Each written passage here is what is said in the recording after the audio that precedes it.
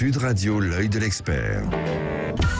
Et on continue ce matin à évoquer cette journée internationale du droit des femmes. Le 8 mars, c'est donc demain avec l'œil de l'expert aujourd'hui et notre invitée Muriel Réus. Bonjour.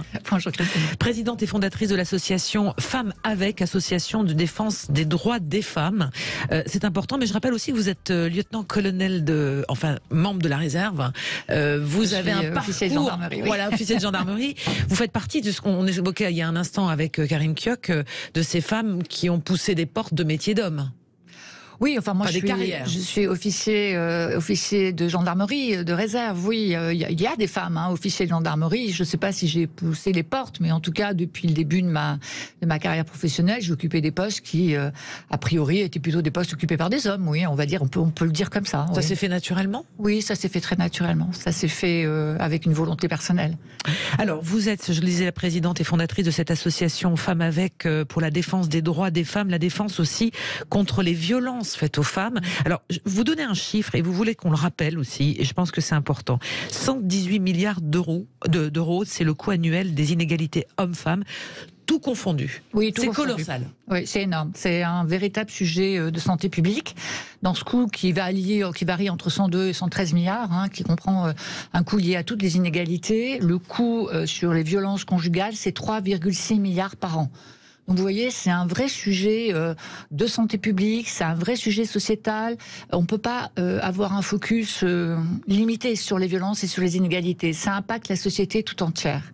Et c'est un sujet de réelle préoccupation, notamment dans la période qui arrive, qui est une période préélectorale, et bientôt on sera vraiment en train de voter. Les vrais chiffres, je les ai reçus ce matin. Les vrais chiffres, c'est plus de 52% de la population estime que les violences conjugales sont un sujet que l'on doit traiter. Ça arrive bien avant les sujets d'inégalité et d'égalité sur les salaires, qui eux pèsent dans la perception et dans, on va dire, l'intérêt au moment de cette présidentielle pour 29%. Donc vous voyez, il y a sur les violences une attention très particulière aujourd'hui.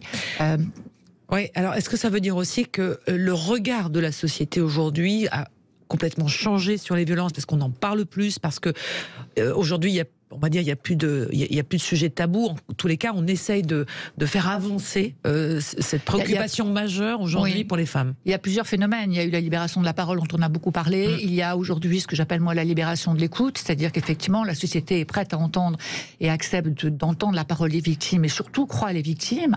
Et puis il y a les femmes qui parlent davantage.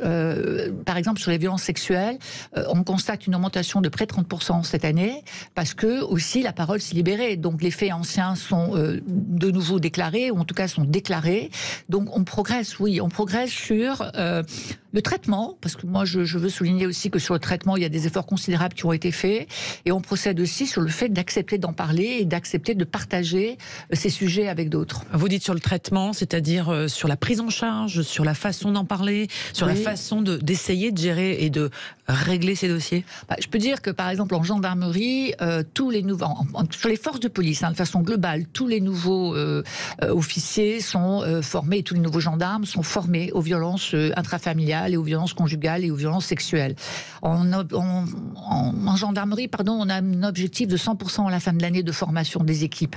Donc vous voyez, il y a une vraie volonté aujourd'hui d'accompagner, de prendre la parole, d'écouter les femmes, de vraiment les accompagner dans cette démarche qui est très compliquée, très difficile, et la procédure judiciaire l'est aussi compliquée, complexe. Donc effectivement, il y a une volonté certaine d'accompagner les femmes aujourd'hui et les victimes de violences et les enfants aussi qui sont concernés, bien sûr. Alors on parle souvent des femmes, on parle assez peu de l'accompagnement des hommes qui ont commis des violences et qui sont susceptibles effectivement de pouvoir bénéficier aussi, certains sont demandeurs d'un accompagnement. Il y a des centres aujourd'hui qui existent, il y en a notamment un à Arras qui s'appelle Homme des Rosati, qui est un centre qui accompagne les auteurs de violences. Le gouvernement a demandé, le ministère de l'Intérieur a demandé à ce que ces centres soient développés en France. Il y en a 5-6 qui sont en prévision d'ouverture de façon nationale pour accompagner les auteurs, pour qu'ils ne récidivent pas. C'est un vrai sujet, l'accompagnement des auteurs de violences.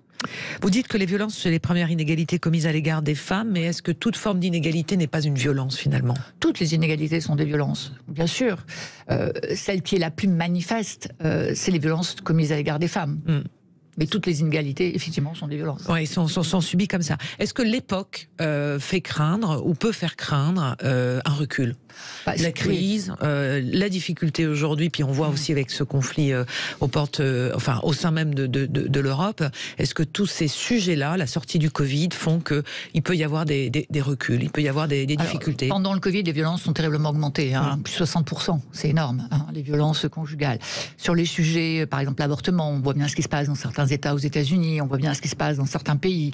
On peut rien lâcher sur le sujet des inégalités. Il faut être d'une vigilance constante. Ce qui se passe en Ukraine en ce moment, on voit bien, les hommes sont au combat et les femmes sont en première ligne avec les enfants sur la résistance, sur l'accompagnement, etc. Donc oui, enfin, je veux dire, il faut être attentif, il faut être vigilant, il ne faut rien lâcher sur aucun des sujets, parce que sinon le retour en arrière est exponentiel. On ne fait pas un pas en arrière, quand on lâche, on fait 10 pas en arrière. Ça va très vite. Ça veut dire quoi? Il faut militer?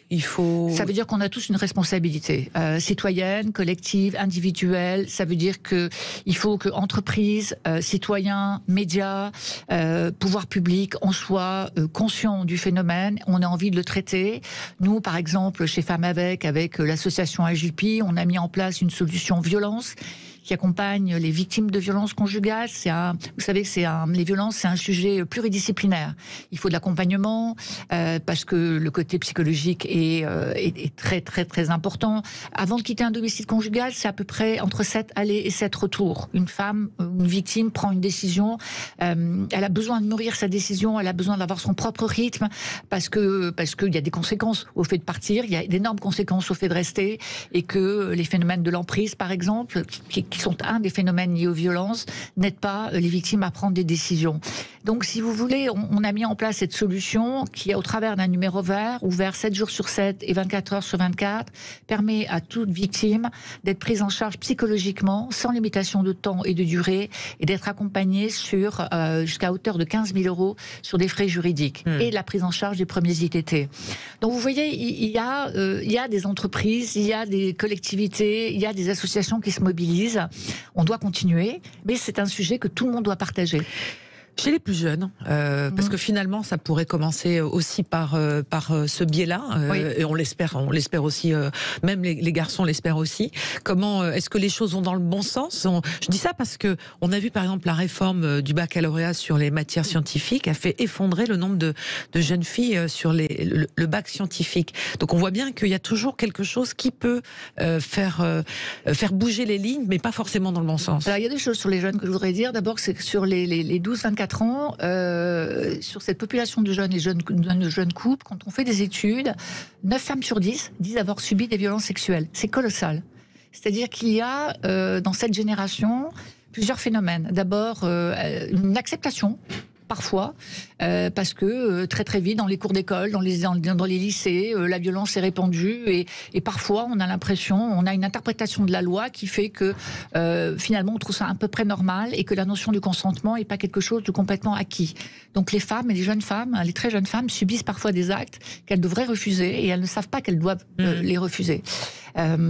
Et puis, il y a effectivement l'éducation. Qu'est-ce qu'on fait aujourd'hui? Qu'est-ce qu'on met en place? Et ça, c'est pas acquis aujourd'hui. C'est vraiment une zone de progression. Qu'est-ce qu'on met en place dans les écoles, dans les lycées, pour apprendre justement le consentement, pour apprendre les questions d'égalité entre les femmes et les hommes? C'est très important ça, il faut y réfléchir et il faut mettre en place des sessions de formation. Marie-Henri, je rappelle, vous êtes la présidente et fondatrice de l'association Femmes avec, vous êtes dans l'œil de l'expert aujourd'hui.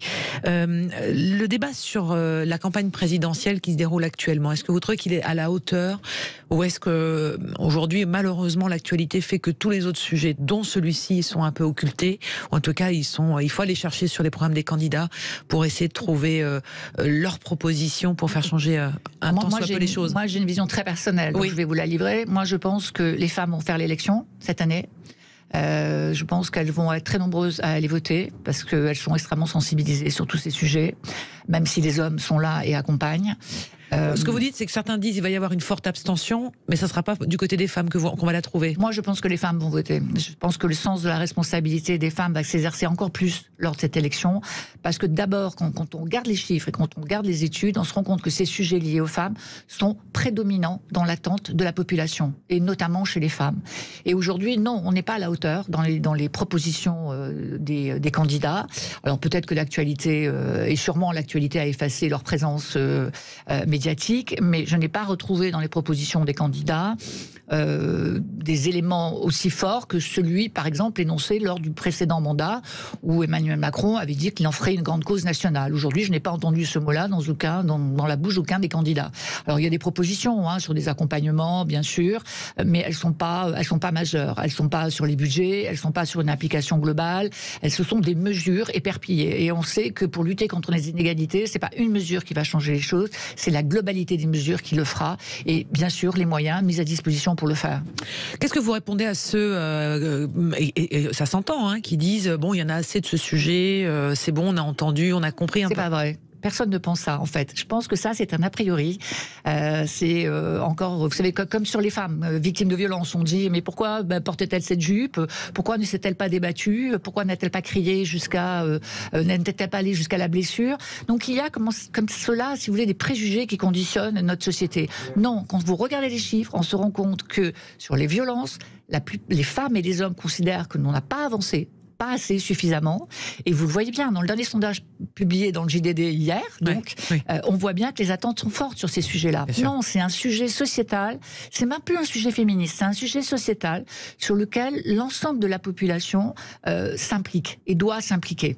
Non, je vous dis ça parce que souvent on dit mais on peut plus rien dire, on peut plus faire, etc. Mais en même temps on peut dire autrement. On peut plus dire les choses de la même façon. Et c'est très bien, il faut les dire autrement. Merci beaucoup en tous les cas, Muriel Réauze, d'avoir été avec nous, présidente et fondatrice de l'association Femmes Avec. On peut vous rejoindre, on peut militer. Oui, bien sûr, il faut nous rejoindre. Ouais. Il y a un mail, contact@femmesavec.org et un site internet, bien sûr, www.femmesavec.org. Merci infiniment et bravo pour cette mobilisation. On en reparlera, puisque demain, le 8 mars, Journée internationale des droits des femmes, est un sujet qui revient malheureusement avec un peu trop souvent les mêmes constats.